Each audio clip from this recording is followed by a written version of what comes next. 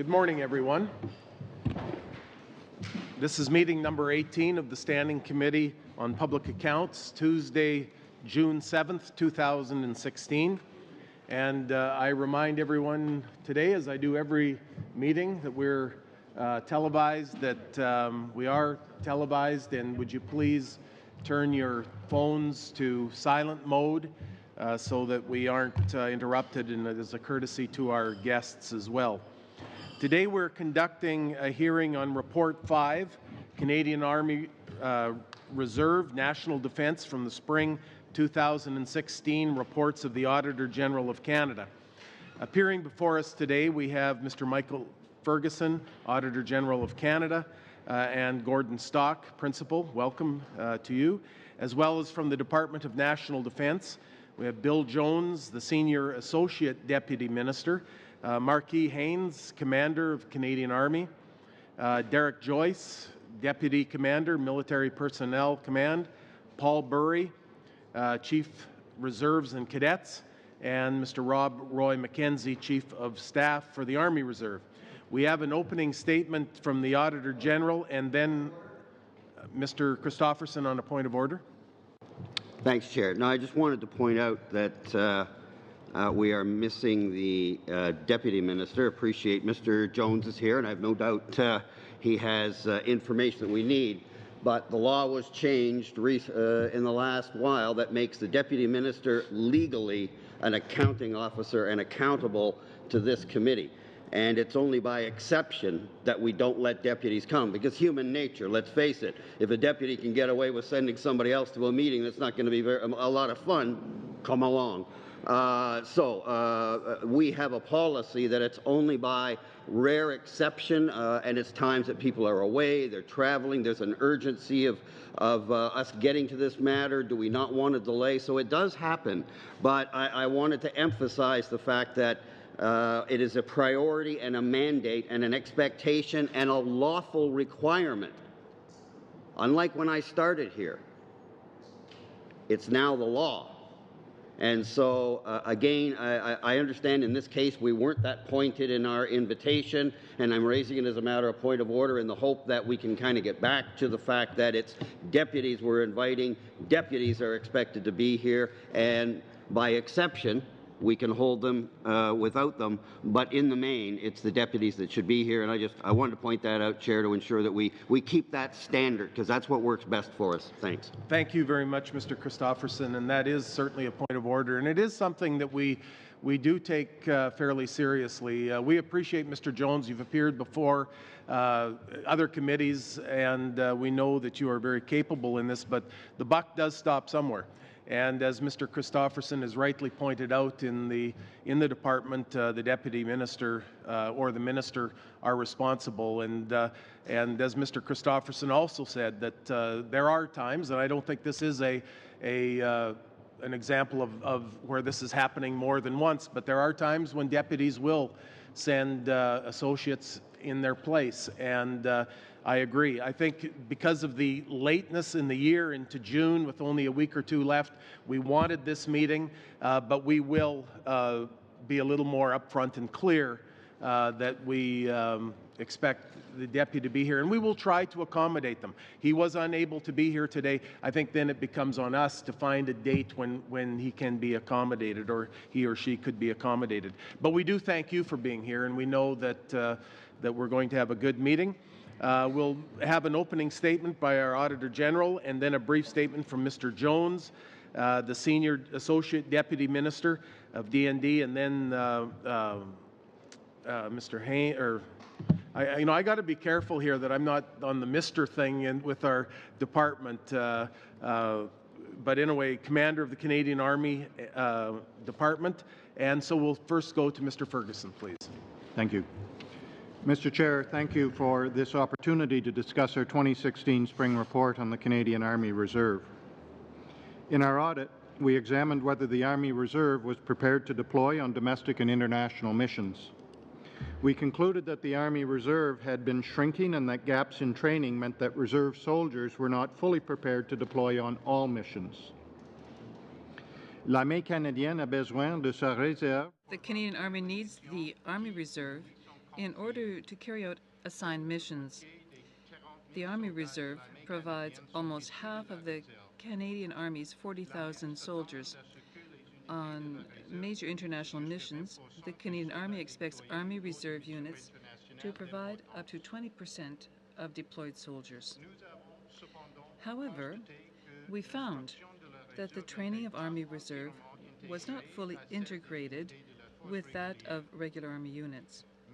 Although the Army Reserve was given clear guidance on preparing for domestic missions, units did not receive the same level of guidance on how to train their soldiers for international missions.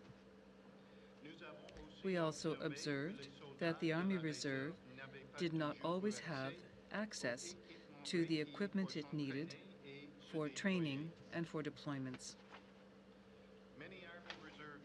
Not have the number of soldiers they needed. For example, 12 of the 123 Army Reserve units were smaller than half of their ideal size. Although the Canadian Army provided funding for 21,000 Army Reserve soldiers, only about 14,000 were active and trained. In 2015, when Army Reserve units met for their annual large-scale collective training events across Canada, only about 3,600 Army Reserve soldiers attended. National Defence knows that the current reserve recruiting system does not work and that it needs to take steps to improve retention. It has set a goal to increase the Army Reserve by 950 soldiers by 2019, but in our opinion this goal will be difficult to achieve given that Army Reserve numbers have been declining by about 1,000 soldiers a year. It is critical that National Defence has information on whether soldiers are qualified for deployment. However, the system that records this information indicated that a high percentage of Army Reserve soldiers did not hold the required qualifications.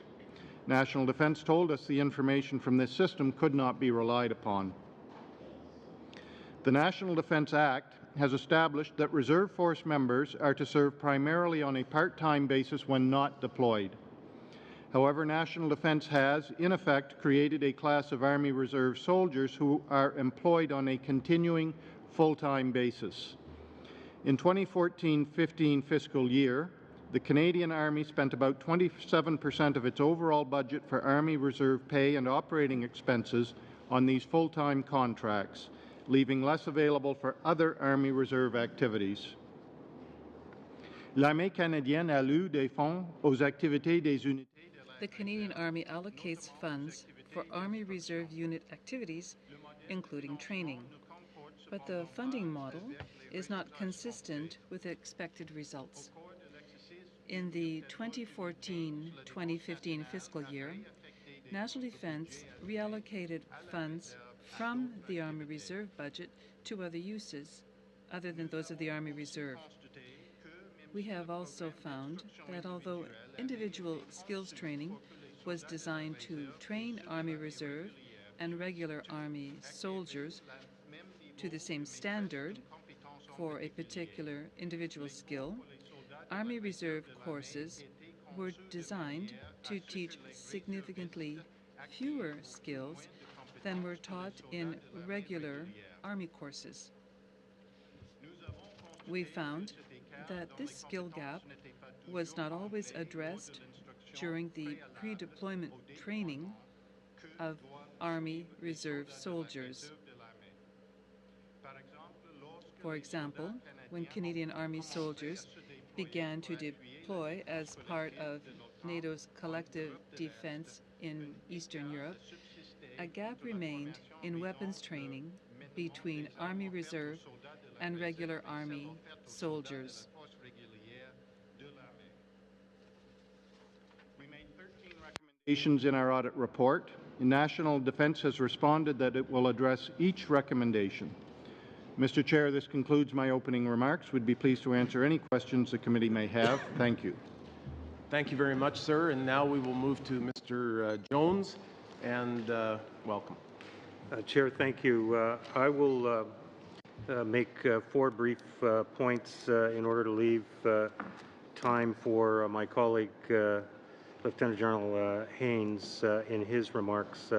Point 1, Certainly, Chair, I want to thank you and the members of the Standing Committee for inviting us and my colleagues to discuss Chapter 5 of the Auditor General's Spring 2016 report on the Canadian Army Reserve.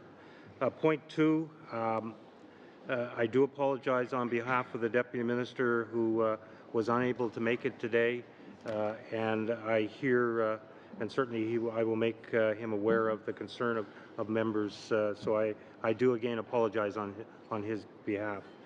Point 3, I'd like to stress the Department of National Defence respects and appreciates and thanks the Auditor General, Mr. Stock, and the Auditor General's Office for the good work, the important work they do on a number of issues, including this particular audit.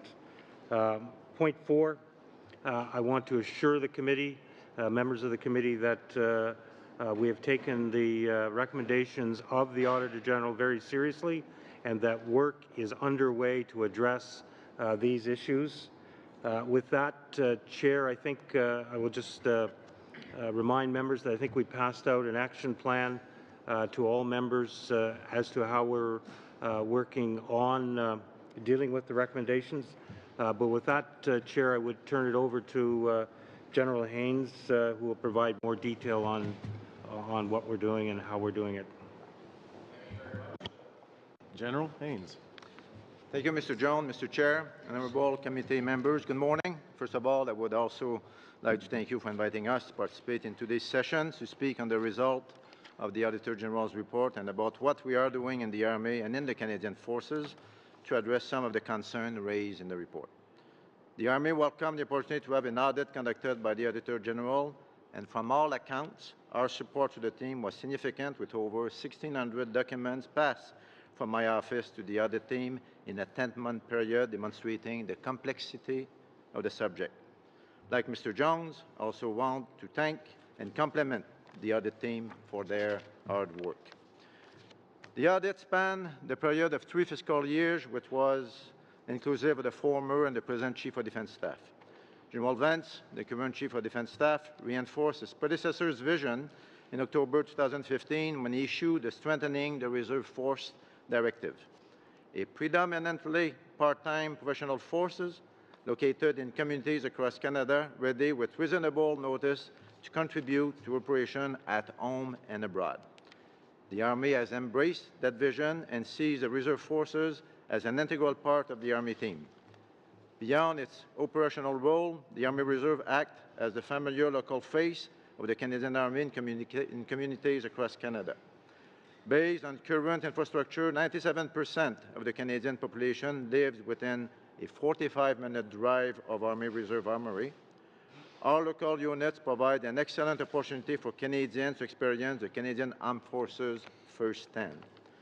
The role of the Army Reserve is a professional part-time force that provides local engagement and a responsive integrated capability at home or abroad in support of the Army mission. Being part-time, the Reserve Force will be trained to the same standard but not to the same breadth as the regular force. Additional preparatory training just prior deployment will always be required. The task assigned to a reserve unit must be commensurate with the level of employment. That is nominally based on 1 night a week and 1 weekend a month. Depuis les 25 dernières années, la réserve de l'armée. For the last 25 years, the Army Reserve has provided upwards to 20% of the deployed forces in Afghanistan, Balkans, Haiti, Sierra Leone, Democratic Republic of Congo, and Sudan. The Army Reserve was also called upon to augment and support domestic operations, including the Vancouver Olympics and the G8, G20 summit. As well, our reserve troops have assisted civil authorities during a certain number of natural disasters, such as forest fires in BC, the ice storm in eastern Ontario, western Quebec, flooding in Newfoundland, Manitoba, Calgary. Last year, the fires in northern Saskatchewan. Around an average 37.5 days per year per member. Additional funding is also planned for a 7 days collective event for half of the reserve force.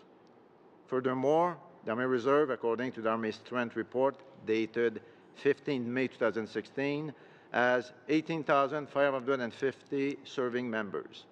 However, Approximately 1,287 of that number have not attended training in the past 280 days. Currently, 4,082 of that number are undergoing basic training to reach initial employment standard. This leaves around 13,181 reserve soldiers trained and available for operation. The Army Reserve has proven a deployable domestic capability with the development of 10 territorial battalion groups and 4 Arctic Response Company groups. They are also tasked to generate components of the Defense Activity Task Force, persistent surveillance system, and provide static and mobile force protection.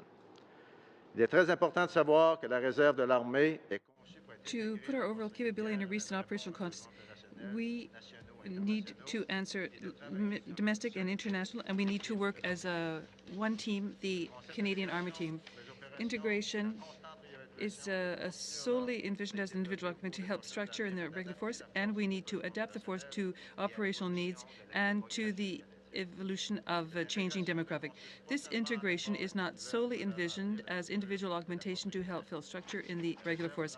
The Army Reserve will continue to generate task-specific formed elements to support operations at home and abroad. And some of the other initiatives we are taking to ensure that the Army Reserve remain efficient in responding to the needs of the Government of Canada in the years to come. Recruiting. We are working closely with Major General Joyce and his team to develop a more streamlined recruiting process that sees new soldiers on the armory floor within 60 to 90 days of their beginning of the recruitment process. On the financial side, the Army is reviewing the Army Reserve funding model to create a more transparent process to allocate resources to ensure training objectives are met. As such, we have established a corporate-level financial account as of the 1st of April 2016, which ensures the transparent allocation of funding of the Reserve program. Money cannot be repurposed out of that account unless sanctioned by the Deputy Minister or the Chief of Defence Staff. Medical care, Canadian Forces Health Services, which is part of the Military Personnel Command, continues to develop a solution for reserve medical care. Communiques have been issued throughout the health services chain of command so that all medical facilities understand their responsibility to provide health care services to reservists. On the training, we are consistently reviewing the training system to ensure we integrate training and to ensure that all soldiers are ready for domestic and international operations in due time. We are also developing a formalized tracking mechanism to formally record when all 10 territorial battalion groups and the 4 Arctic Response Company group are confirmed ready on an annual basis. And on equipment, the Army manages equipment and support available to provide the resources the Army Reserve need at any given time for training and operation. We prioritize the equipment. We have to meet all of our training and operational requirements. We're also investing in minor equipment purchases, like the delivery of civilian vehicles to the territorial battalion group scheduled for this summer. In conclusion, Mr. Chair, I would like to emphasize that the Army Reserve is undergoing a transformation as a result of the CDS directive to strengthen the reserve forces, and the Office of the Auditor General report tabled on the 3rd May 2016 only adds to the areas that need change. This is our way to ensure that the Army Reserve remains efficient in responding to the needs of the Government of Canada in the years to come. Monsieur le Président, je voudrais à nouveau... Mr. Chairman, once again, I would like to thank you and the honourable committee members for hearing us today. We are happy and ready to take any questions you may have at this time. Thank you very much, sir. We'll move directly into that first round of questioning. First round is a 7-minute round, and we go first to Mr. Lefebvre for 7 minutes. Merci, Monsieur le Président. Thank you, Mr. Chair. Thank you to all of you for being here this morning. I was reading the Auditor General's report, and this morning I received your detailed action plan. And I want to tell you that I was quite concerned when I was reading the reports and the recommendations that were put forward by the Auditor General, because they were very vague, and the answers were also very vague. And I was easily led to conclude that there was no plan, that with the audit that was undertaken, that you have now looked at things much more seriously. You have a detailed plan, and I'll come back to it, but I just got it this morning, so I haven't had a chance to look at this with the deadlines in 61 in the Auditor's General Report. And it says, and here's a bit of the basis of why I'm still worried about this, very worried about this. In 2011, the National Defense Report on the Employment of Full-Time Reserve Soldiers noted the need to determine the legal and policy basis for these full-time contracts. The report recommended that a full regulatory review of reserve full-time employment be completed immediately. At the time of our audit, National Defense had not concluded this review. My question is, my first question, and it should be a very quick answer, has this been concluded? Has this review, since the audit, been concluded? Oui. J'aimerais demander au général Burry, qui est dans son domaine, de répondre à cette question. Ask General Burry to answer that question. Mr. Chair, thank you for your question. The PREX review and the rationalization of the primary reserve studies that we were completing over the last few years have been rolled into the strengthening the primary reserve ID. Those initiatives carry on and they continue apace as the CDS ID initiative evolves. So that work is continuing. It's continuing, therefore it has not been concluded since the audit. It has not been concluded, it has been rolled into. Okay, so again, and I'm looking at some of the plans again, because I went through each recommendation and looked at your responses. And again, we need, as a committee here, there's no doubt that we will, my conclusion is that we will be asking for more information on a go-forward basis, because to me there's a pattern of saying we're going to do this later. It's something that we're looking at, that we're taking seriously. However, there's no end date. But I see, though, in your action plan that there are some end dates. Now, of course, people are accountable. Some people will be accountable to put this action plan through. However, I'm looking at, again, I just got this morning, I'm looking at one over here at recommendation 5.70. Basically, the date that you've given yourself is January 31st, 2022. That's one of the dates that you've given yourselves to conclude this review. Another 6 years. Some of that is 2018, so 2 years. Some of it, at least, is next year in 2011. I understand that there's a lot of information gathering. There's a lot of data that you guys need to collect. But my concern is the reserves have been around for a long, long, long time. And now we're just going around to see what we have. Again, as a taxpayer and as maybe the grandson of somebody of a forward person in the military, it's very, very concerning. So I'm going to ask you very bluntly, why is this time different? Merci. Thank you for the question, Mr. Chair. On your specific question regarding 5.70, Mr. Chair, I want to point out the fact that this is not necessarily a review that we're talking about. It's a major upgrade to our human resource software. So the project is called the Military Personnel Management Capability Transformation, and what it essentially is it's an upgrade from PeopleSoft 7.5, is what we currently use, to PeopleSoft 9.1 or 9.2. That's why the project length reaches out to 2022. Okay.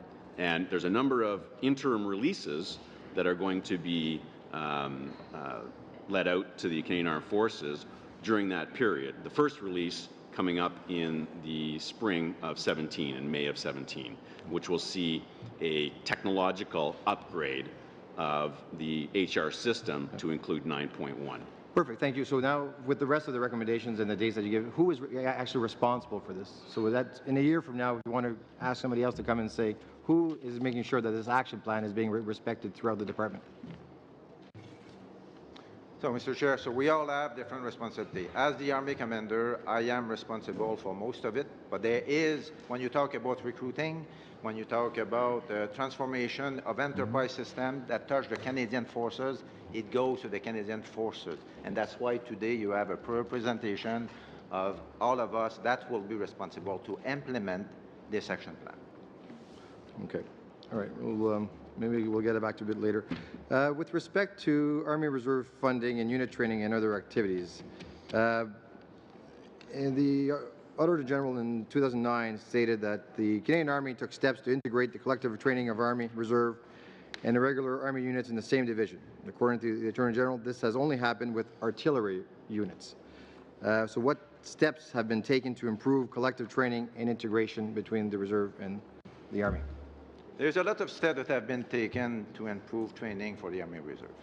So the first thing we have done, Mr. Chair, is we are looking at the affiliation and we are looking at more integration with the various units. It's true that from an artillery point of view, it's always been a lot easier because there's less of those units around and they have complement gun system to do it. When you talk about the infantry that I can use as an example, it's a bit more complicated because there's a lot of those units and there's more units on the reserve side than there is on the regular forces. So they have to make choice and they have to be proactive in terms of doing some combined training. So what we have done and the direction that I've been given in the next couple of years is to ensure, first and foremost, that there exists a link between the reserve unit and their regular forces counterpart, and that they do create a training plan to work together in order to do some combined training. So is this in your action plan? Maybe. This is not in the action plan. This is as part of the strengthening the Army Reserve Plan, which I gave the direction in the ID, stands for Initiative Directive, in February of last year, and I will have a formal plan signed in the coming weeks when the orders is being So when do you think that this will be put into place then? Once you sign the plan, then you want to execute the plan? How much time are you giving yourself to execute the plan? Well, if you look at the action plan, so the timing, I don't have the exact timings right now. I can get back to you with this, but the plan is that it's coming in the upcoming years, as per the directive of the CDS, the Chief of Defense Staff. Because I don't think we have that directive. Can you undertake to provide us with that directive, please? I'm sorry, sir? Can you undertake to provide us with that directive? Yeah, we will certainly do Okay, it. Mr. Chair. Please, thank you, Much, Monsieur Lefebvre. We'll now move to Mr. Polyev for 7 minutes. In the Auditor General's opening remarks, he said, and I quote, "The Canadian Army needs an Army Reserve in order to carry out assigned missions. The Army Reserve provides almost half of the Canadian Army's 40,000 soldiers. On major international missions, the Canadian Army expects the Army Reserve units to provide up to 20% of the deployed soldiers." But in paragraph 5 of the same statement, it says that 12 of the 123 Army Reserve units were smaller than half the ideal size, although the Canadian Army provided funding for 21,000 Army Reserve soldiers, only about 14,000 were active and trained.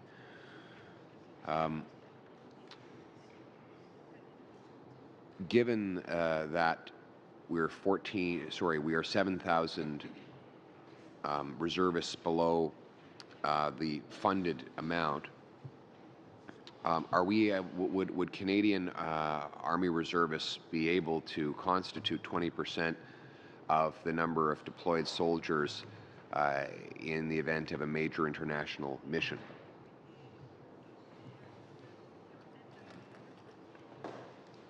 Yes, Mr. Chair, thank you for the question. The answer is yes, and why do I say that? Because we have done it in the past. What we need to realize is that the Army Reserve Unit are not deploying necessarily as a unit. They are deployed as a subunit or a sub-subunit, which means as a smaller group. In most cases, when we deploy for international operation, the way they have done in the past, is that we have regrouped reservists from many units with their regular forces counterpart up to 20% of the strength of that particular organization that was deployed, and they have undergone a training, very robust training, in order to meet all of the requirements that was needed for the mission. And that's the path that we have been used in many years past, and that we'll continue to use in the future. If we're able to achieve to the 20% number of reservists for major international missions, with only 14,000 active and trained, why is it that 21,000 Army Reserve units is considered to be the goal of D&D and the Canadian Army?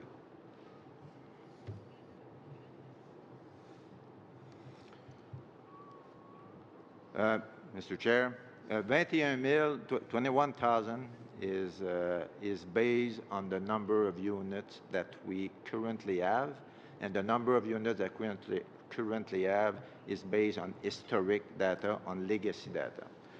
Because those units happen to be where they are not based on our history.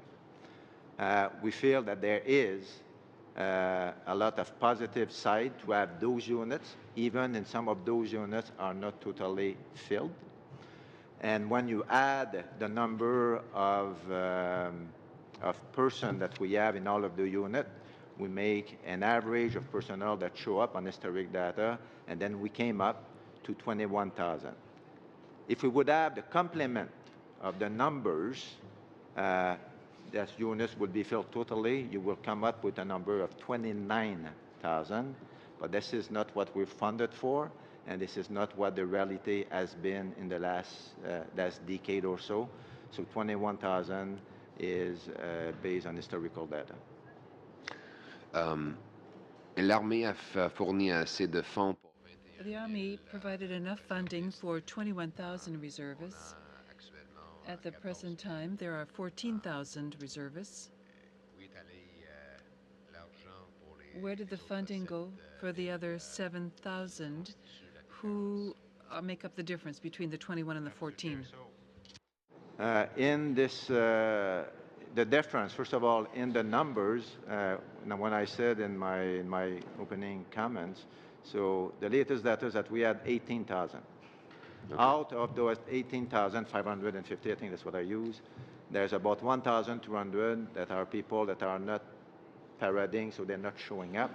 And there's 4,000 out of those that are still training, but they are doing their basic training. So they still need to be funded. So the number of 13,000 left, actually it's more than that, it's 13,000 plus another 4,000 that are being trained. And the money goes, the money that does not cover exactly all the people that are training is put back in operation and maintenance, not only towards the reserve, but towards the operation of the Army. Except for this particular fiscal year that we have just been through, all of the money that were committed to the reserve went back to the reserve. And why is this? Because this is due to the refinement of our funding model that we have been working on over the last year and a half. Pardonnez-moi, mais j'avais des difficultés à comprendre. Forgive me, but I had some difficulty in understanding the math you were using that explained the difference between the 14,000 and the 21,000. I know you have just finished explaining it, but I would appreciate it if you would do it once again. Mr. Chair, let me do this again. So 18,850, that's what we have now, around that number. So, I don't mean to interrupt, it's just that, can you please explain the difference between the 14,000 that the Auditor General stated and the 18,000 that you're referring to now? J'y arrive. So okay. I'm getting there. Okay. So out of that 14,000 is the number of people that are ready to be deployed, okay, employed on operation. But you need to add a 4,000 out of that are being employed. They are going under training right now. They're not being deployed, but they need to do training, basic training. But there's, on top of it, so that doesn't bring you necessarily to that 21,000. You still have a 1,200 number of personnel that have not showed up for training over the last 30 and 180 days. So those are the ones that have not been paid because they have not get any money. So the extra money that we got, okay, we have reinvested it in operation and maintenance. Thank you very much, and we'll come back to more questions in that area. And now we'll go back to Mr. Christofferson, please, for 7 minutes. Very good. Thank you, Chair, and thank you, Mr. Ferguson, and our guests. Appreciate you being here.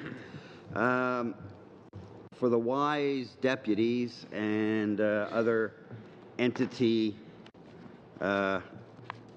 leaders, I hope they're paying attention when we've said that we're picking up on the issue that the Auditor General has raised early in this Parliament, and that is the issue of data and the fact that there's still not the priority that there should be on the quality of data, the timeliness of data, and the analysis of it. And we're spending an enormous amount of money in government very effectively putting together these processes for collecting this information, and in the real world we're not doing much with it, certainly not as well as we can, and it would seem that this report is no different. When I look at the Auditor General's opening remarks, and I quote, "It is critical that national defense has information on whether soldiers are qualified for deployment." And there's a number of aspects of this we're examining today. Continuing the quote, "However, the system that records this information indicated that a high percentage of Army Reserve soldiers did not hold the required qualifications." Well, that's disappointing, and we can talk about why that is and what you're going to do about it. But to me, the key thing is the next sentence that then says, "National Defense told us that the information from this system could not be relied upon."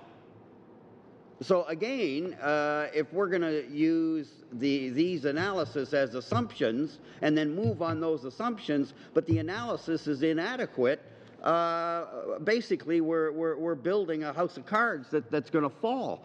So, and I asked the Auditor General to jump in if I'm getting this wrong in some way. The Auditor General said on page 9 of his report, 5.41, "It is critical that the Canadian Army know whether its soldiers are prepared to deploy for domestic and international missions. However, we found the information system used by the Canadian Army to verify the status of individual soldiers showed that they had low levels of current qualifications." That's in the main report. He's emphasized it in his remarks today because the answer that he got from you folks was, "Oh, well, don't worry about that information. It's not accurate." So talk to me about that, please.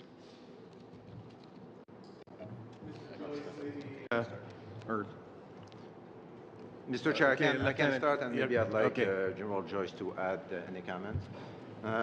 So first of all, you're rightly so to point this out. There's two aspects to your question. There's the data, and there's actually the requirement to train reservists. So I'll address the requirement. First of all, I do provide clear guidance, generic guidance to all of the units to what is expected in terms of the training level for the reservists, and what is expected has been clearly enunciated, and they have to go up to a certain level that we refer to level 3. They focus on basic foundation training up to level 3, and I have to entrust the commanders at all levels to provide this.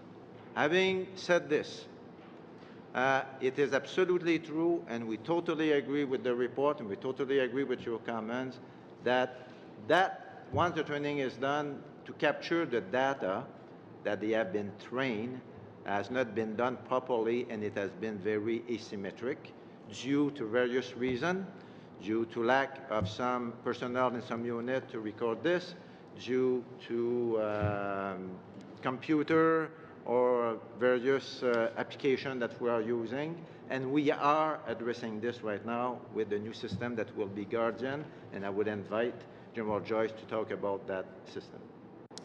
Thank you, Mr. Chair. I don't need too much detail, but go ahead. Okay, fair enough. It's a very valid question. Thank you, I appreciate that. The current system is cumbersome, and it really is not sufficient to our needs, as the Auditor General has pointed out, and we certainly agree with that. We need a modern HR tool, and as I mentioned earlier, that is being shepherded by the Military Personnel Management Transformation HR software, the Guardian project. And so over the next 6 years, we're going to see 4 different releases that will incrementally improve our ability to pull in and report on readiness data. 6 years. Does that mean you're gathering new information, or is that 6 years just to gather what you should have been gathering properly all along? Really, it's digitizing our ability to be able to pull in readiness information for all the members. 6 years? It's a major project, Mr. Chair. So how has this been viewed in the past? When this wasn't done and someone responsible was looking at it and these things aren't filled out, what was the attitude? Not important, don't worry about it? Is that how we got here? I'm not in a position to answer that question, Mr. Somebody Chair. should be, because it's not just about going forward, it's also figuring out how we got here. And again, I want to emphasize, we're doing this publicly through you and to the other deputies. We're going to be pounding on this entire Parliament. So everybody get attuned to the fact that we're going to be talking an awful lot about data, about its accuracy, its timeliness, and its effective analysis. And it's going to come down like a sledgehammer time and time again. We're not backing off this. The Auditor General's asked us to put a special attention on this. We've accepted that, and it's a priority for this Parliament. Do I have any time left, Chair? Yes, you have a minute and a half. Beautiful. Okay, moving along. I wanted to address the issue as quick in the brief time I have. The Auditor General report on page 8, the last line of that page said, quote, "Furthermore, we found that the Army Reserve units did not have the funding they needed to fully support all required unit activities," end quote. That in itself is not unusual, not enough funding. That happens, and we identify that. But then the Auditor General's opening remarks today points out that 27% of your overall budget actually went to more full-time reservists and not what the part-time aspect is, and that you further reallocated funds from the reserve to other part of defense. Explain, please. Can I ask General and Rob Roy McKenzie to answer that question? Yes, Mr. Chair. Thank you for the questions. So there are the two components of the part-time reserve and those that are full-time service that support very heavily the unit activities. So each unit, one of our 123 units, has a cadre of full-time staff, regular Army, and full-time reservists that support that. There's a few number in each. Those people are absolutely critical to designing and supporting all of the logistics and preparation for the training that goes on a day-to-day basis when the part-time folks come in. So that's why it is a fairly substantial chunk of But it's not rightfully part of the original allotment, according to the Auditor General. That's not what the money was there for. But talk to me about the money that was redirected out of the reserve fund to other aspects. Thank you. Very quickly. Yes. Very quickly, this past year, all of the funding was spent by the Army Reserve Program. Previous years, we were unable to, with our reserve unit, spend that, so it was reallocated with proper prioritization within the rest of the Army, and some of that was O&M. Thank you very much. Thank you. We'll move back to the government side for 7 minutes again. Ms. Zahid. Thank you, Chair, and thank you to all the witnesses for coming and providing your input. My question is in regards to the Auditor General's recommendation on paragraph 5.32 on guidance for domestic missions. It was found that in many instances, key equipment such as reconnaissance vehicles, command post, and communication equipment were lacking. I see that your department has addressed in your detailed action plan where it is implied that inventories must first be taken to identify equipment shortfalls and gaps and assess which equipment you really lack. Does the department have an approximate estimate on how much funding or resources will be needed to be allocated to close this equipment disparity between the reserves and the active units?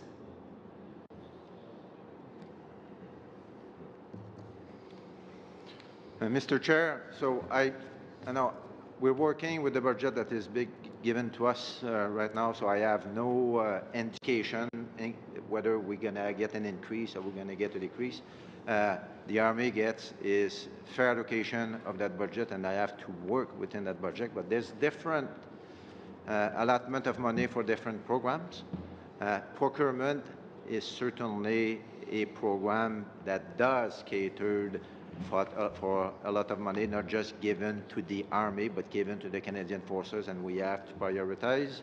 But what we are committed to do in the short term is to use what we refer to as the minor capital program to address some of the pressing issue for the reserve unit. And I'd like to make a point here with regards to the reserve unit.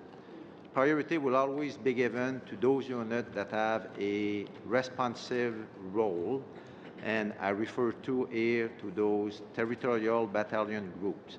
Not every reserve unit. Well, reserve units, as general rule, do not operate as a unit. They will operate as part of an amalgamation of units or subunits to create One of these is a territorial battalion group, and we have to make sure that this territorial battalion group will have the necessary equipment to be able to perform its task. And when we feel that they don't have the necessary equipment will be pulled from the various brigades to give those units priority. That's what it's been done in the past, and that's what will continue to be done in the future. But as pointed out by the Auditor General, we have to do better in making sure that all of the units has at least some minimum requirement in vehicles, minimum requirement in communication, and this is part of our action plan to take account of what all of the units have at this point, but that will need to be dealt with in priority with the other competing resources. So you don't have any assessment that even for the minimum equipment, how much funding would you require so that the gap is closed? I'm sorry, can you repeat the question? In regards to, like, you don't have any assessment of that how much funding would you require to have that minimum equipment which you have mentioned that? I certainly don't have a number for you today. Okay. Unless some of my colleagues that can be provided. Figures be provided back to the committee? I think we can. The projects, the vehicles that were spoken about for our territorial battalion groups, that is one example of it. We can certainly provide those, and as we move forward with other projects, we can certainly provide that. Thank you. My next question is in regards to this recommendation 5.80, which call to ensure that budgeted annual funding for Army Reserve units is consistent with the expected results. The Department of National Defense responded that it assigns resources to ensure that all mandated tasks are funding and will continue to monitor these tasks and see whether they are consistent with the expected result. However, the Auditor General found that the reserves are funded based on each soldier participating in unit activities for 37.5 days per year, along with another 7 days of collective training. This would entail such activities as training, administration, civic, and ceremonial duties. Also, training regarding national defense policies is expected to be covered in this short period of time. Does the department believe this rather short amount of time is sufficient for all of the above? And if not, how many days would you recommend? Mr. Chair, if I can ask General McKenzie to answer. Yes, Mr. Chair, thank you very much for the question. It's a very good one, and as was mentioned, we're undertaking a complete funding model review to address this. So we started various working groups this past year with consultation through our divisions and down right to the Canadian Brigade group level, so the 10 Canadian brigades that command the reserve units across the country, with their comptroller staffs as well as their deputies, to figure out exactly what is the best balance based on activities that we've done historically to look at this model and improve it for the future. Also to include a better breakdown between our reserve pay and the operations and maintenance, so to move soldiers and equipment around the country to get the right balance in that organizations are different and asymmetric across the country, and those costs are different. So we do want to revise the model and make it better. So do you have any idea that how many would you recommend? How many days would you recommend? I wouldn't want to situate the estimate. We are looking at somewhere in the 40 to 50 range is what the estimates we're looking at now. The precise numbers, the facts will tell us that. We are going to include it in this year's budget. So, we're in the process right now of finalizing it for the sort of August-September timeframe, so it actually is included in our next year's fiscal planning as a working and applicable model. Do I have? Okay. Okay, no. So you're good? All right. We'll move back to Monsieur Gaudin. Monsieur Gaudin, welcome. Vous avez 5 minutes. You have 5 minutes, Mr. Gaudin. Only 5, Mr. Chairman? Thank you. I will try and expedite things. Thank you for being here this morning. I think this is a very important exercise for us. And our role here is to ensure that we have the methods and the procedures to maximize public spending. In your organization at DND, other structures which self-evaluate. Once again, I'll come back to what I've said previously. Organizations come in front of us in public accounts. They get slapped on the wrist. They come back. They give an action plan and recommendations. But in the meantime, I don't feel that in your structures that there are mechanisms available to maximize public funding. In your organization, do you have a process? And let me give you two examples. We met with people for housing military staff. We didn't even know how much housing was available. Is that usual? I would say no, that is not usual. And today we learned that the Office of the Auditor General, the other point I wanted to raise to you is that the report that was tabled today on the Army Reserve means it leaves us unsatisfied. The budgets don't agree. You had difficulty in explaining to my colleague the difference between the 18,000, the 21,000, the 14,000. They're there, they're not there. There's 1,200. We get lost in all this. We don't feel comfortable and secure with you this morning. So inside your organization, do you have a self-evaluating process where you don't come here and wait until the Auditor General goes to you so we have confidence in what you're doing? Mr. Chair, thanks for the question. Certainement qu'il existe Clearly, there is a group that self-evaluates. We have internal audits that are undertaken on a regular basis. And this is a process which has existed and continues to exist. If I did not make my answer clear enough with regard to the numbers, I am sorry for that. I can certainly go back over them if you want. No, we're talking about the process. No, it's important, but there is a process in existence. So it exists. Is it efficient? Do you evaluate your systems to see if they are efficient? Yes, we do. So there is no recommendation that is left without being looked at or answered, and it is our duty to continue to improve and to demonstrate with proof available that we continue to improve. With all the respect that I have for you, I understand that you're providing answers, but providing answers and applying how you do things in a more effective way, that is my question. I have no doubts about the people who are in the command structure. You do extraordinary things for our military women and men who defend us, do great work. And I think that we should not dramatize things, but we need to maximize things. I'm going to go to another issue. Earlier, you mentioned that you created an account on April 1, 2016 to ensure that the funding be given to the reserve. My question is this. Inversely, is there funding from DND that is being given to the Canadian Reserve without increasing the budget and without you knowing about that? So inversely, is there funding in the DND budget exclusive of amounts given to the Canadian Reserve that are transferred to reserve equipment?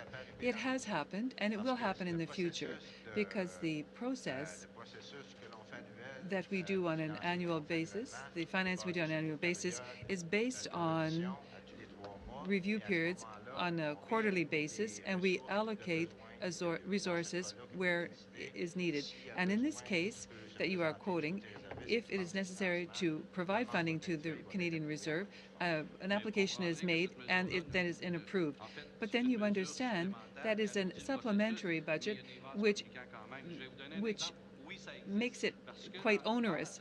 And yes, it exists. Yes, there's a Valcartier in my riding where you have invested funding to upgrade barracks to welcome Syrian refugees.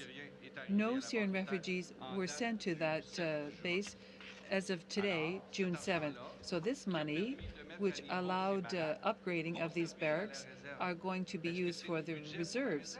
Is this a budget for the Canadian Reserve, or is it the budget for DND that was accidentally transferred? So I'll give you that example. And as citizens, as MPs, we're all confused. We do not feel that you have internal control, administratively speaking. I don't cast any doubts on security of people. I don't know, Lieutenant J'ai pas vraiment de commentaire à ajouter. Il faudrait... I don't really have a comment about that. We would have to ask that question to the finance person who has a better control of the funding and where the funding is found and what accounts.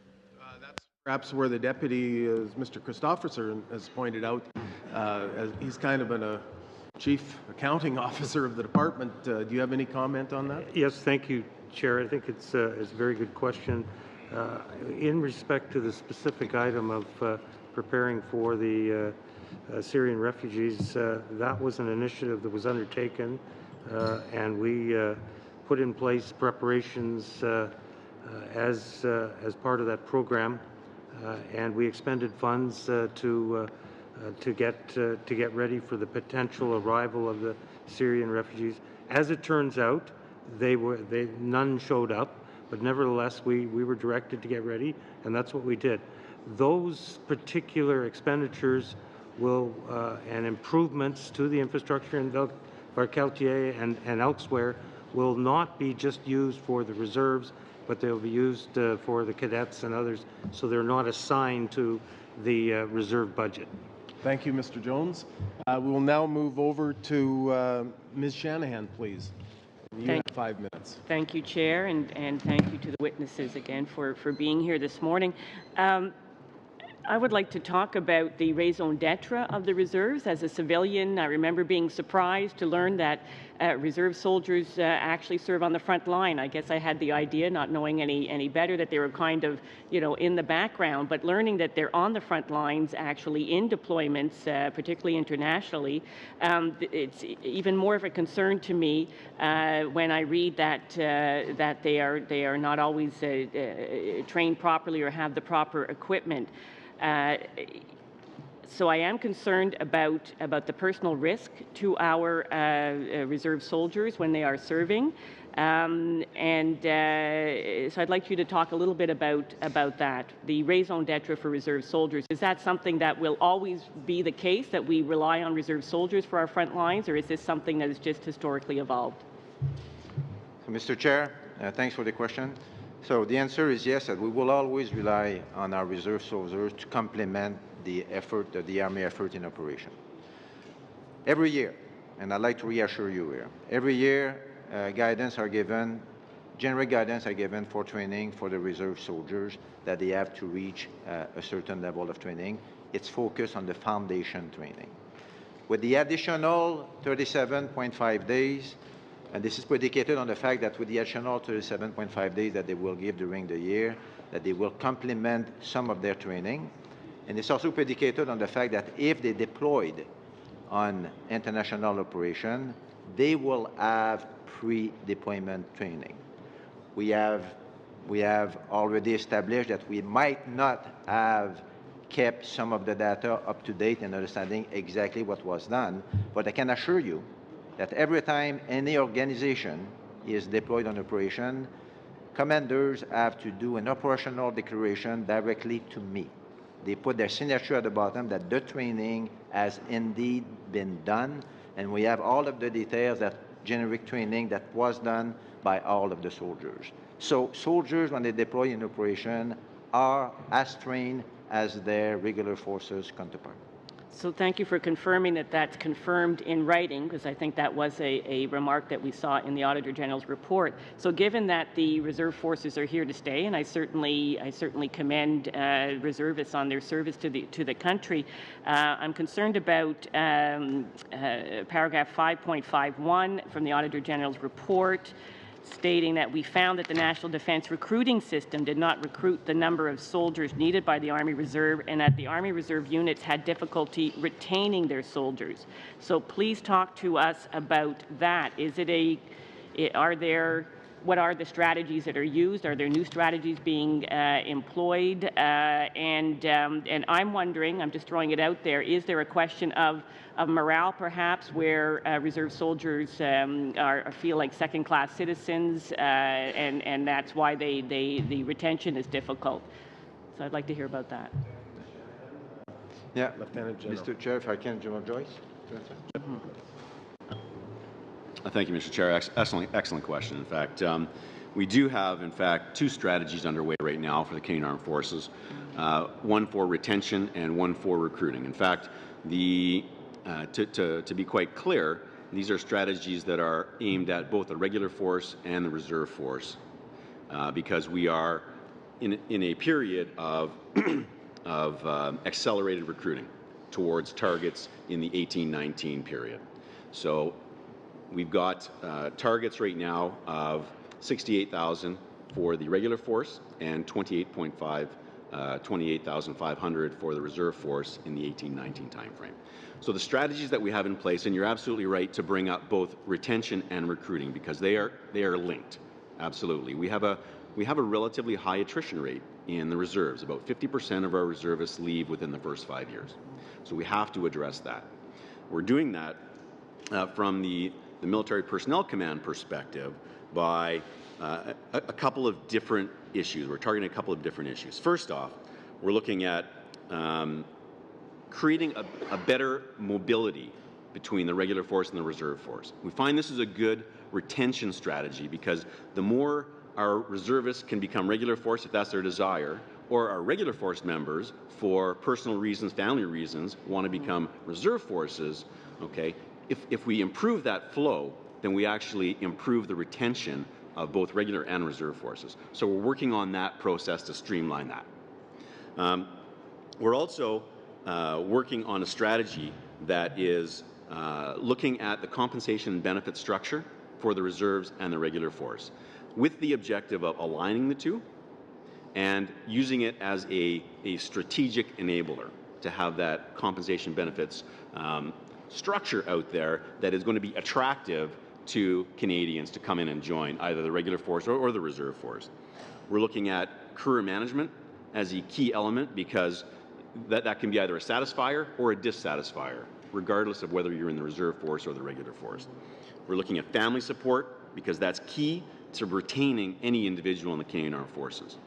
We're looking at mental health and wellness, of course, and we're looking at diversity, because diversity is a key element. We have to reach out to the less represented members of the Canadian population, bring them in. And what we've done in that area, skipping over to recruiting now, is we've actually focused a diversity recruiting team on bringing in elements of the population that are underrepresented within the Canadian Armed Forces right now. So that strategy...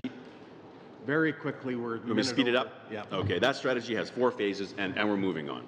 From the recruiting perspective, we're looking at developing a model that, for the reserves, that is more representative of what we currently use for the regular force.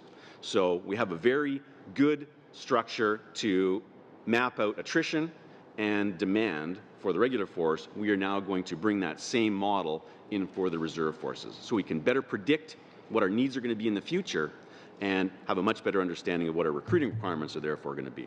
Thank you very much, General. And now we'll go back to Mr. Gaudin. Merci, Monsieur le Président. Thank you, Mr. Chair. Listen, in the report, directed in Canada, the Office of the Auditor General said that the Canadian Army had not established a list of equipment that it needed to train its people to go on reserve missions. You can't quantify the inventory that you have. That's another problem. At the end of that paragraph, the Auditor General also says that between 2013 and 2015, analyses after missions in Canada showed that in many cases, military equipment of an essential nature was missing, like reconnaissance vehicles, command posts, and communication items. My question is this: are we the poor children of the reservists? No, not at all. Are the reservists the poor children left behind? No, not at all. The Army and the reservists are one and the same. They are not the poor stepchildren.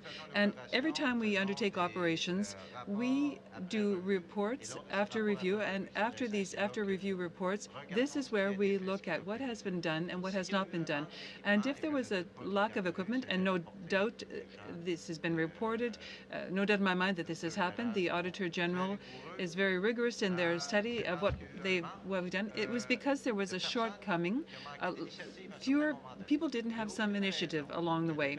There is no reason for which, because you're referring to the territorial battalions, when they deployed in the field, did not get the equipment that they needed, the vehicles and the communication systems, and they are within every brigade that exists, and there are 10 of these brigades in existence, and for one brigade, there is about 10 to 15 units within that. So it's a flagrant lack of knowing what to do on behalf of some people. That's been noted. I also have noted we're not proud of it. That is, there's no reason for it to have happened. It's indicated, and I agree that there is no reason for it to happen, but it did happen. And so you have done a post-analysis, and you have seen these things. What measures are happening? Is there something happening in budget and management after the audit of the Auditor General to allow you to get the necessary equipment you need so that our reservists are properly equipped? You know, in the whole process, as you will understand, you deploy, you go on a mission, you do an analysis, and then you have observations. But the next step is to implement the steps, to correct what has happened. And you haven't said anything to me to show that this problem has been corrected, the problem that the Auditor General raised. Madam Chair, the measures have been taken, and so we are going to make the process much more rigorous from now on. And when the battalions, the territorial battalions, go out on an annual basis, they are going to be verified. They are going to be trained, generally speaking, in a fundamental way to go on missions. And this process is going to be much more rigorous than in the past. Not only was the process badly done in the past, but it's going to be, I'm sorry, it was a verbal process in the past. It's going to be a written process in the future for those who are sent on international missions. That makes me feel much more comfortable as I hear your answer. Another point, the Auditor General has mentioned that soldiers in the Canadian Reserve can sign contracts to serve full-time in their units. You know that you're going against the law there. What are you going to do with that? Mr. Chair. Sir, yes, thank you, Mr. Chair. We are certainly accept that recommendation. We're looking at the classes of service and terms of service for all reserve soldiers, sailors, aviators, with a view to ensuring compliance with the National Defence Act and amending QRNOs going forward. So it is addressed in the action plan, the management action plan. I believe you have a copy, and that will happen in the next, I believe, by the end of 17. So we will address that and make sure that we are in compliance.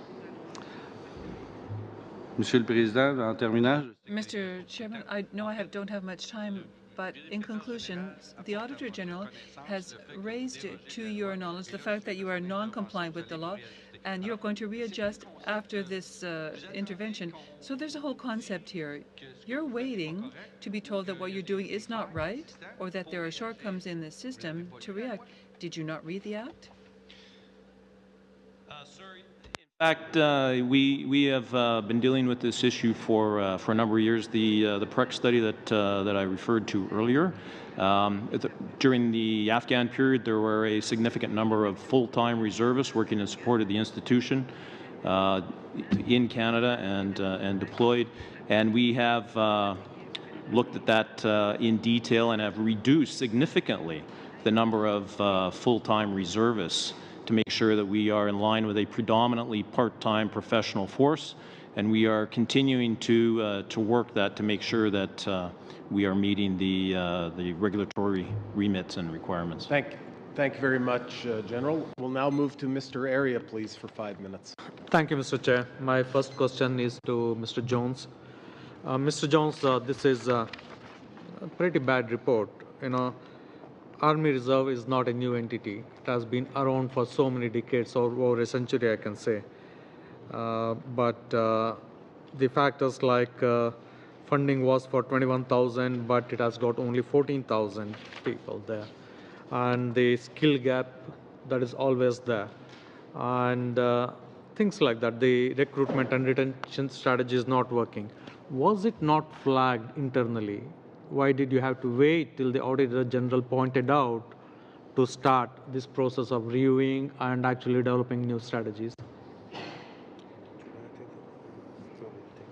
I can add to it. Chair, thank you, and to the member, thank you for the question. I think the short answer is yes, we continually monitor and evaluate programs throughout the department, but I do want to be a caution and be careful about when you talk about funding for a certain level of employment, if I can put it that way.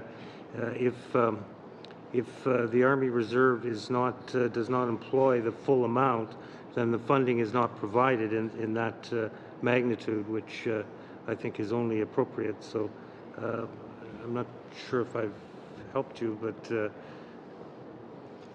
I'll come back to that. Mr. Joyce, you explained in detail the recruitment and retention strategy. Auditor General is of the opinion that you will not be able to reach your goal of increasing the size by 950 by 2019. What do you say to that? Excuse me. Thank you for the question, Mr. Chair. It's a good point. It's going to be difficult. I'm not going to sugarcoat it. The type of recruiting that we're talking about is going to be a challenge for the current system. The current system has just undergone, the recruiting system has just undergone a major renovation, if you will, and meeting those targets is going to be a challenge. However, we're committed to working towards them, and we've put in a number of initiatives, as I've mentioned, and a few more that I could go into if you'd like, about recruiting, that we feel that we're going to be on track to meet those targets. But it is going to be a challenge. It's a good point. Thank you, Mr. Jose. Mr. Haynes, you mentioned that being part-time, the reserve force will be trained to the same standard, but not to the same level as the regular force. Additional preparatory training just prior to deployment will always be required. Yeah, the Auditor General also says the same thing, but he says that the skill gap was not always addressed during the pre-deployment training.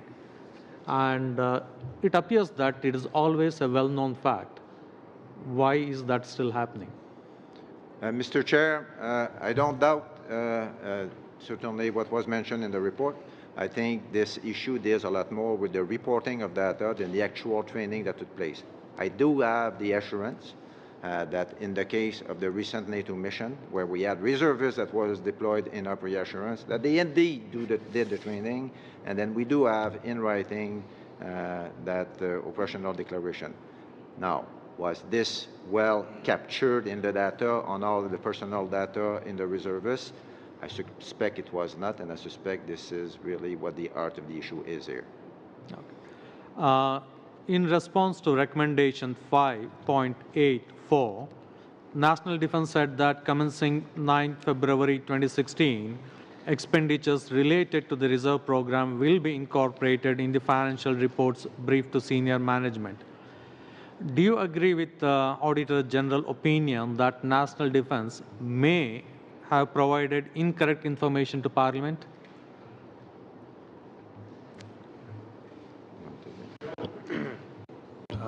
Chair, to the member, thank you for the question.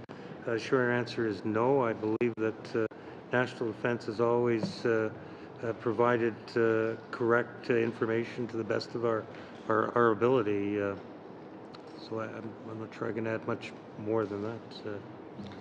Okay, I guess I got 20 seconds. I give up. We'll take later. To Mr. Christofferson. Great, thanks, Chair. I need a clarification on something. In the action plan, referencing paragraph 5.34, the issue is, pardon me, the Canadian Army should require Army Reserve groups to formally confirm that they are prepared to support domestic missions. That's the OAG's recommendation. And then you've responded by saying, agreed, The Canadian Army will review the process and develop a better documented confirmation method. The Army conducts training on an annual basis for the 10 territorial battalion groups and the 4 Arctic Company response groups. This training may be verbally confirmed through the chain of command, which is found to be sufficient for training purposes. Help me understand. The whole problem was that it wasn't a formal confirmation. And in the anyway, why the verbal is okay when the written is what we were looking for? Or am I misunderstanding?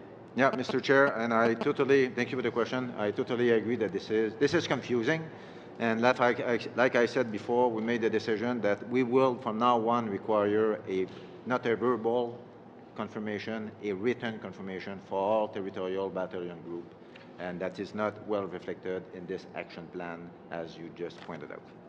Well, yeah, not only well reflected, I think it goes in a different direction. So do I sense that you want to amend that? You'll maybe give us an amended paragraph for us to consider? Because I look at this, and it's confirming that you're going to stay with the verbal. What I'm getting verbally from you now is that you're going to move to a written. So I'm asking if you're going to update that to reflect your answer. Mr. Chair, we will update it. Thank you, sir. Appreciate that. If I can, moving back to the paragraph, your action plan again, the first one, paragraph 5.22. Now, this is all about providing guidance so that the reserve units can prepare their soldiers for key tasks assigned to the Army for major international missions, given that we found out that there's some inadequacies there. I'm looking at the key interim milestones, and I'm trying to figure why it takes a year to go from where we are to December 2016, December 2017, and March 2018. I'm having some trouble understanding why it takes that long. Mr. Chair, can I ask Mr. Roy McKenzie to? Yes, Mr. Chair. Thank you very much for the question. I'll kind of address this in 2 parts. One, the Auditor General's recommendation here really assists in work that we've already been doing in publishing some of our doctrine. Advancing with a Purpose is in a 3rd edition, and now Waypoint 2018, and that's where those expeditionary missions are spelled out in a doctrinal context. We're linking all of this together with the Strengthening of Reserves Initiative to mission task units across the country, and we're in the development of the final stages through this next year. The first phase is that initial growth, where we would see that growth. The next phase is more complicated. We want to consult down to the brigade level and the unit levels to where we best task units based on their corps and branch affiliations, and get that feedback right from the local and regional levels to where best mission task those units, where best the population and demographics can support that as well. So that's what certainly this next year, that first phase of consultation, as we embark on about a 5-phase to get us not only the growth in a number, but a growth in capability as well. Okay. Just before I move to my next question, because my time will be very brief, I want to underscore what Monsieur Gaudin said when he asked about or reflected on the issue of reservists being treated as poor cousins or second-class soldiers. I got to tell you, in the almost year that I was the defense critic for my party, everywhere I went in the reservist world, that was the belief. Right from the commanders, right straight down, was that they were always considered second best, not as important, and whenever there were cuts, they got terrified because they thought they were going to wear the brunt of it, and I think history shows that's true. So there certainly is that at least awareness out there, and that's not good. That's something that really needs to change. I want to, again, on page 6 of your action plan, paragraph 5.7, again, I want to come back to the time frames. Again, what's being asked, National Defense should ensure that it has up-to-date information on whether Army Reserve soldiers are prepared for, back to this preparation. The information should include civilian qualifications held by Reserve. Then I go over to the time frames, and we go from 2017 to 2022, and there's no milestones in between. There's nothing. Now, I got to tell you, for the amount of time I've been on this committee, to project something in 2022 from 2016 suggests to me there's not a lot of detailed thought going on there. And I'm just struck by the fact that you have 5 years laid out, and there's no milestone along the way to make sure that things are going the way they should. In other words, we could end up at, if you go by this, it won't be looked at holistically until the end of 5 years, where we could find out we've lost half a decade because it's not working. So if you wouldn't mind, help me with that. Thank you, Mr. Thanks, Chair. Mr. General Joyce, please. Yes, thank you, Mr. Chair.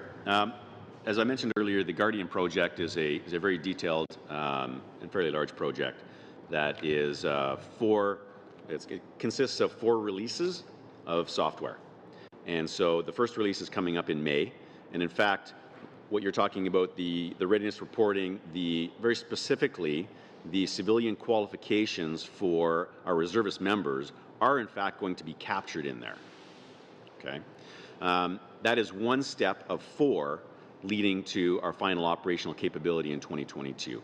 Each one of those releases actually has an incremental improvement in our ability to pull reports out on readiness for reservists. We're not going to have the full capability of what we want and what we need until the 2022 timeframe, but each one of those releases is in fact an incremental improvement. Thank you. I just wanted to ask the Auditor General if he was satisfied with that answer. Auditor, sir. Well, I think there are a number of aspects, perhaps, of the answer that raise some questions. I mean, I'm satisfied overall with the answer.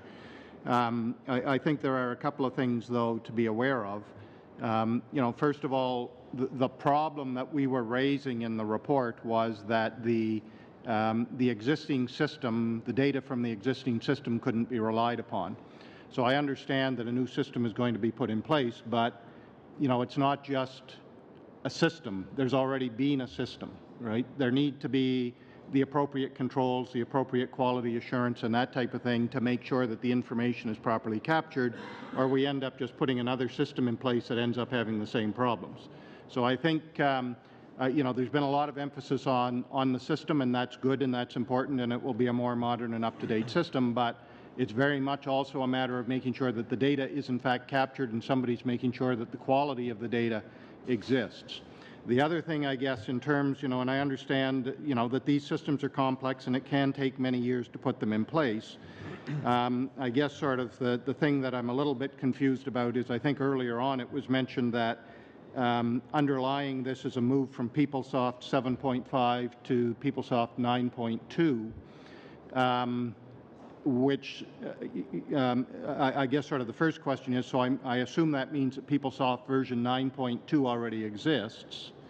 And when you have that type of a system, to have to go from a 7.5 to a 9.2 means that there have been other releases of that software in the meantime that have not been put in place. And usually a strategy with IT systems is to make sure that those upgrades are put in place on a regular basis so that you don't end up then with a big project of going from a release that is older and maybe even not supported to the most recent release, which that can be a very big project when you are then skipping over a number of other releases rather than having updated it along the way. Now, maybe I am reading too much into that, but I think sort of some explanation of that move from 7.5 to 9.2 would also be warranted. All right. Thank you. Thank you, Mr. Christofferson. Before we go back to Ms. Mendez, I do want to make really clear on this that, and Mr. Jones, again, it's going to have to be through the department, I think, but likewise, this data issue is an issue that it's not just national defense. It is every department is having these types of issues. So it's not like we're singling out national defense. But there are 3 specific questions that we would like back in writing from the department. And those 3 questions. We can get to you, but I will read them right now. What concrete action will your organization take to ensure that it collects relevant information or data on qualifications needed for deployment? And secondly, what quality assurance framework will your organization implement to ensure the quality of its data? And the third one is, what does national defense need to investigate and analyze to determine whether data on civilian qualifications should be collected? We can add another 4th one, and the 4th one would be exactly the question that our Auditor General just posed to you. What type of difficulties do you see going from the one system to the other system? Is this going to be a reason to give us to beg for another extension, or a reason to lengthen the amount of time before you move into that system? And if you could get those back to us fairly soon, we'll be writing a report fairly soon, and so we need those. Ms. Mendez. Thank you, Mr. Chairman. I think that you've just raised many of the questions that we share, all of us around the table.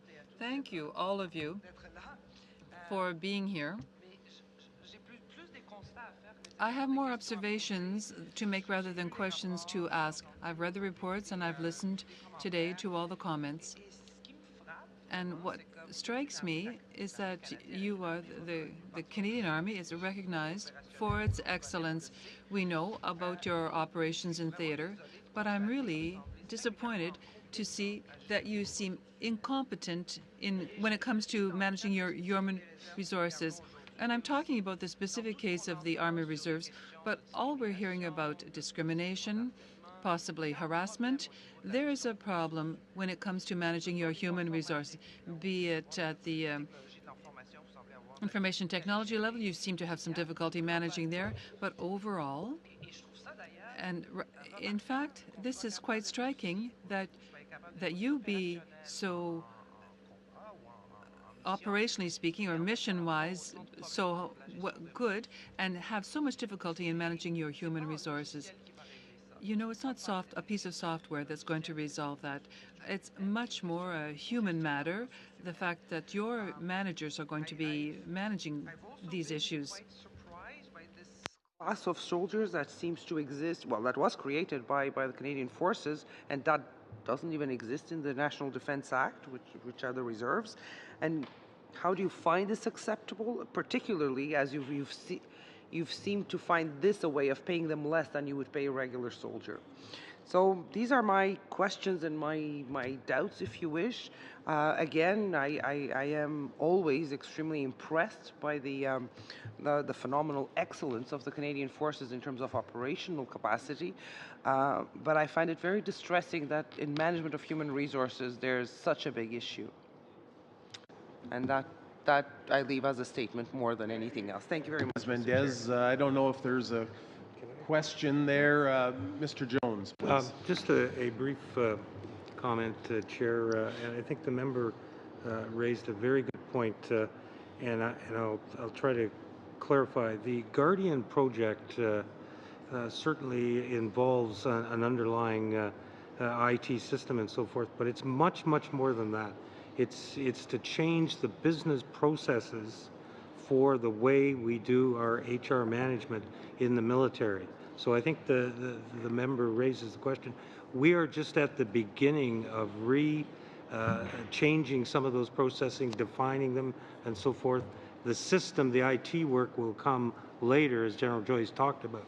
But the precise point of Guardian is to change the way we manage human resources. So that's what it's all about. It's not about the system, as the member points out. Because I think that goes with your retention issues too. If you want to retain your personnel, you'd have to actually offer them the conditions to find themselves appreciated and valued within the Canadian Forces.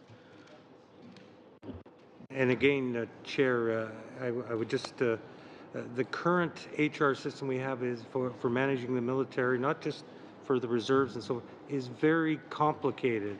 There are many different layers that over the years have been put onto the system. It's we're doing a fundamental rethink of how we manage the Canadian Armed Forces from an HR point of view, which will provide the benefit, not only General Haynes, but the Chief of Defence Staff, provide a better way to manage those resources and so forth. It will also enable us to do a better job of managing HR CAF members from when they're recruited to when they release and become a private citizen. And so the issue of closing the seam is also relevant to this discussion as well.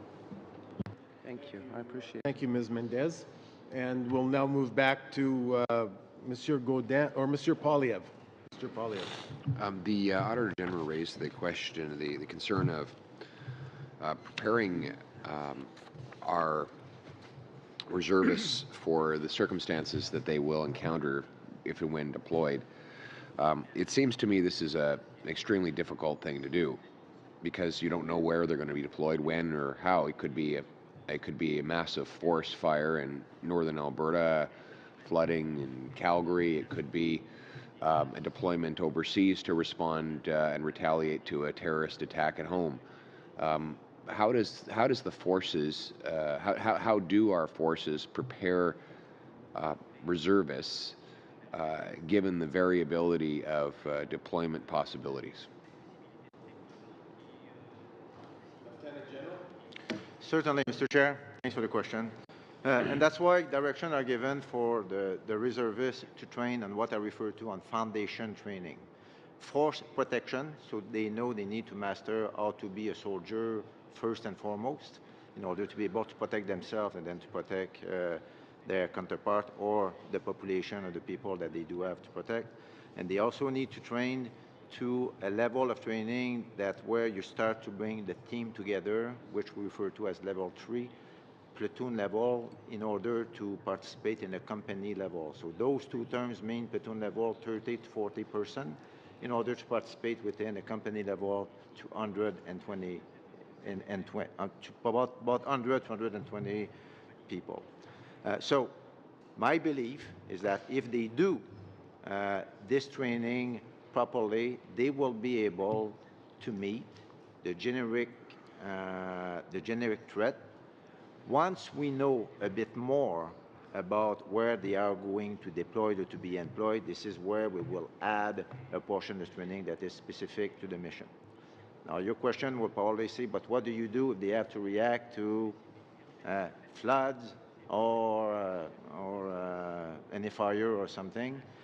This is where we are doing specific training for those territorial battalion group which have a specific role to focus on domestic types of operations. So this is how we train them, but not every reserve unit have that particular training. In 5.46 of the Auditor General's report, it says, we found that national defense has determined that about 29,000 positions in the Army Reserve would be its ideal size. This number of positions allows for the Army Reserve to expand when increases to funding are authorized. We discussed earlier that in reality the number of fully trained and active reservists is 14,000, which is roughly half the ideal size. You're funded for 21,000. You've explained that there's a gap because based on the fact that some of your reservists are not trained and some are not active and therefore are not included in the Auditor General's count. All of that being said, we are a long way from the ideal size. And what is the cause of the disparity between the ideal and the reality? General McKenzie. Mr. Chair, thank you for the question. So the 29,000 number, that is the establishment, as we call it, of filling out every single one of our units. The 21,000 number, the exhibit diagram in the auditor's report sort of lays that out. That is the number we're funded to, and it is really kind of the reality of where we were in recent history and size of units and based on the demographics of Canada. We're looking very hard at this additional growth, which will be a challenge for us, but we will always have to train a specific number of soldiers in basic training. And that is where the fairly substantial gap number is here, that is close to 4,000. So that's the break between the sort of 18,000 and this 14,000 number. The reality of what we need to meet the needs of Canada in the future, I think we still want to keep the establishments where they are.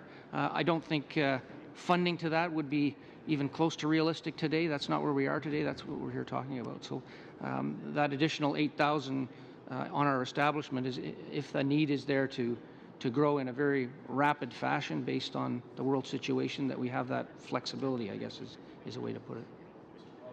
That's all. Thank you very much. We'll now move to Mr. Christofferson again, please. I heard that again. I shouldn't say how the chair has failed today, but on your 3-minute round, you did have 10 minutes. I was very appreciative of that. I didn't want to say thanks because I want to circle it, but I do appreciate it. But you know it was either then or later. It was going to find its way out. So, no, I appreciate that. Thank you. Actually, more of a comment, observation, if you will, in closing my remarks, because I think we've done a pretty thorough job of going through the issues that have been raised. But I hope I can say that I'm not out of line, because I mean it as a positive thing. I'm very, very pleased to see my friend John McKay is here as the Parliamentary Secretary. I think it underscores, I hope, the importance that they place on not only the great work that our fellow Canadians do in DND, but also it emphasizes and underscores his personal commitment, because I worked with him when he was in opposition and he cares about these issues. And what I want to say to the government members and to the representatives here is, if nothing else over the next couple of years, find a way to reflect the respect that I know you have for our reservists and the respect that our communities have. Most of the public would be likely more interacting with a reservist than anyone else. And when they're pumping out negative stories, not that they're not proud, but they, in the context of wish we were treated the same as the full time, all of it's sending that negative message. So I would urge the government members and the leadership of our military here to just go out of our way in the next while to give them the respect they deserve, to let them know that they matter, and that the era of them getting less training, less equipment, sort of less is over. And there's an overemphasis, if anything, in the next couple of years in underscoring the value of reservists and how important they are. And again, recognizing that without them, we don't have a Canadian Armed Forces. They are a key, integral part of it. And I know that's the way everyone feels. I think it's a matter of getting that reflected out there and perhaps give the reservists a feeling that there's been a corner turned, a change of attitude, that maybe their day of finally getting the full respect they deserve and support is here, and that can only be a good thing. So other than that, Chair, I just want to thank, we always, we hit hard at this committee because it's accountability, and we know about accountability because we get it on the doorstep.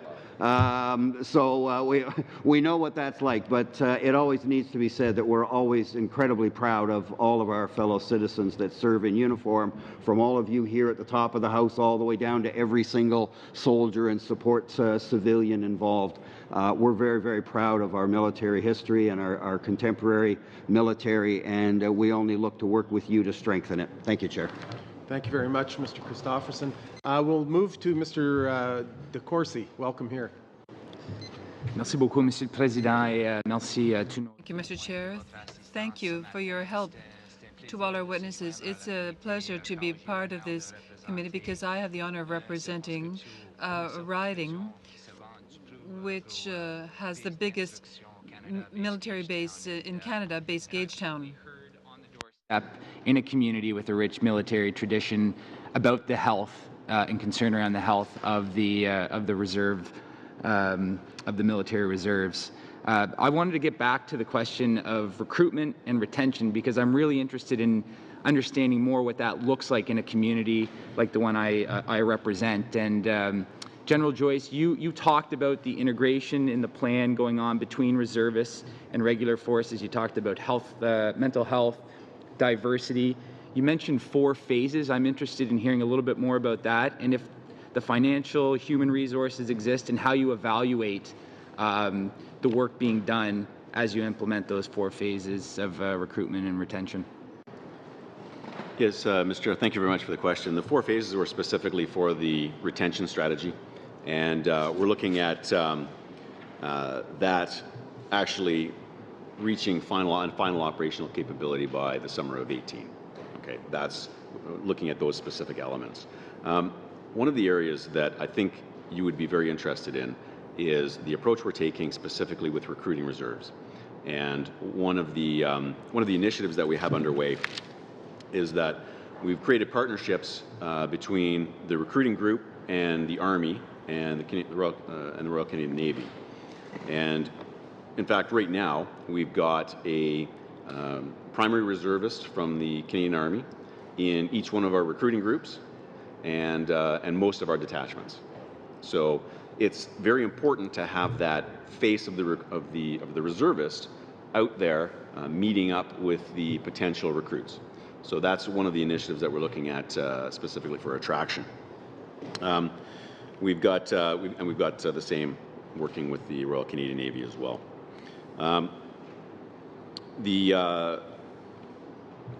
To speed up the actual recruiting of reservists is a real focus of ours. We're looking at actually reducing the time frame of bringing reservists in down to 60 to 90 days for processing. We need to capture their attention and keep them in the armories specifically. And we're going to do that by what we've done is we've transferred some of our workforce, about 12 individuals within recruiting group, to specifically work on reserve force files. So that is underway right now. One of the other initiatives that we have underway, in fact, 2 initiatives that we're working on implementing this year, trialing this year, is something called a conditional enrollment, which is where an individual comes into an armory, is interested in joining that armory, that regiment, and because we have an intake process that we have to follow that includes medical, for example, and security clearances. What we're doing is the conditional enrollment part of that is actually moving those elements to later. So we're bringing them in, we're welcoming them into the armories with the condition that they meet the medical and security requirements later on. Okay, so that process will definitely occur, but it will speed up the intake. One of the other initiatives that we're looking at is, from the medical perspective, is one of our bottlenecks is getting those medicals done for our new reservists. And so we're looking at doing a trial whereby we would have family doctors, for example, do these medical assessments. So these are a couple of areas that we're looking at that will actually speed up the intake and speed up the processing, and therefore will start to build on that recruiting bow wave to start reaching our targets. Do I have any time, Mr. Chair? I'll give you some time, sir. Just the ongoing evaluation of that. Are you confident that you have the resources and tools available to ensure that that helps increase the recruitment levels? Yeah, I'm confident that we have the initiatives moving forward. We are certainly going to work towards those targets, as I mentioned earlier. They are challenging targets, as I've said. Thank you very much. Thank you, Mr. Chair. Thank you. Good questions. I will tell you this. Last night, I'm done reading these briefings in the evening before I try to go to bed because I had a tough night's sleep last night going through this briefing. And some of the reasons have already been brought up. But let me just read you one here. And it's in your responses. Last night when I was going through this, I read where the Auditor General recommended that National Defence, quote, provide individual Army Reserve units with clear guidance so that they can prepare their soldiers for key tasks assigned to the Army Reserve for major international missions. And then the Department or the National Defence came back in their response. So the Auditor General's asked for clear make sure that they have clear guidance so they can prepare the soldiers. The response we get was, it will work towards improving its policy, or improving its guidance for anticipated key tasks. In one case where the Auditor General asks for clear guidance, clear directives, you'll say, well, we'll do the best we can, we'll work toward it. Mr. Christofferson brought forward the other one where last night I read again, formally confirm that they're ready for whatever mission they have, domestic mission, and it came back, yeah, we'll give you verbal consent through the chain of command, yeah, they're ready to go. And so it was just frustrating going through the briefing last night. I guess back to the first one here, where the clear guidance for key tasks assigned to them, what's the timeline for that commitment? What timeline do you have to this committee that we will, we are going to move towards that clear guidance, not just we'll work toward it, but we'll see that they get it. What kind of timeline? Mr. Chair, thanks for the question, and I will give the first of all, I will give the first crack of the answer, and maybe General Rob Roy can add. First thing, I do believe that we are now providing clear guidance to the reservists on what is expected of them. And those guidance, as I said a couple of times during this meeting, they are being given on a more generic terms to do foundation training. But this is predicated on the fact that during that 37.5 days of training that they do during the year, they will do continuum training to do other types of training. And if we have an operation, they will carry on and do some pre-deployment training, and which we will know at that time which guidance we need to give them. Having said this, I side certainly with the Auditor General's remark when we look at some of the mission tasks that could be given right now to the reservists that we could certainly improve. Type of those mission tasks that we are looking at right now, we have one that is currently undergoing, is in the area of influence activities.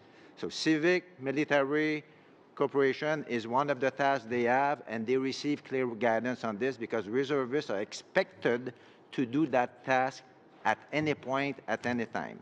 Other tasks that could be given to the reservists, convoy escort security, for example, force protection, for example, are the type of tasks that they could carry on during international operation, and we could certainly improve in giving clearer guidance. But there are also other tasks that we are looking at. If you look at our action plan, this should be completed by the end of by March 2018, once we have implemented totally the strengthening the force reserve plan that we have set in motion.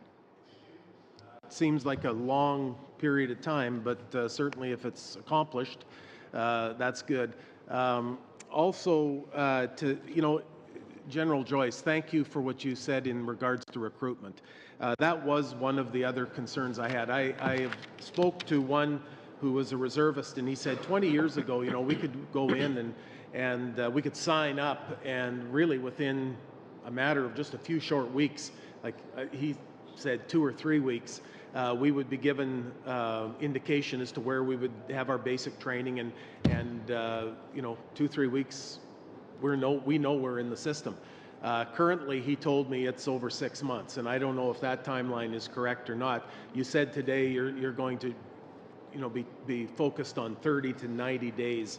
So again, is that the correct timelines? Does it approximately take